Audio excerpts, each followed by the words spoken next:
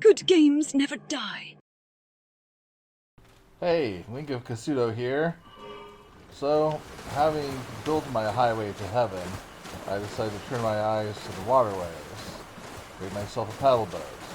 I wanted something that could not only go forward, but also go backward, which is almost unheard of when you're talking about water vehicles, since they're generally powered by fans.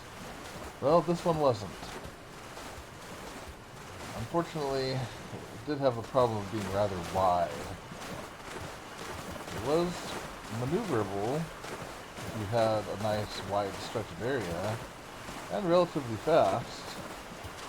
Plus, it was capable of being weaponized, as you can see here.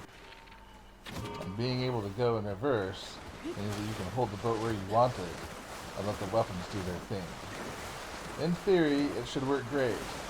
Not all experiments result in success. Just make sure you plan ahead, because the wrong configuration can be painful. So I decided that weapons just weren't worth it for me. What I did want to focus on was getting the thing down to size. So I tried to make a narrower version. And I wanted smaller paddle boards. You can see that these Hinox snails did not do the trick. Great for picking boogers, not so great for paddling, which is probably why you don't find them swimming anywhere. So I decided to try mirrors, which was weird and quite noisy. But, I mean, I guess if you want a boat that's a spectacle and moves around in a stately manner, I mean, it's not very fast. A little bit better than the Hinox snails, perhaps.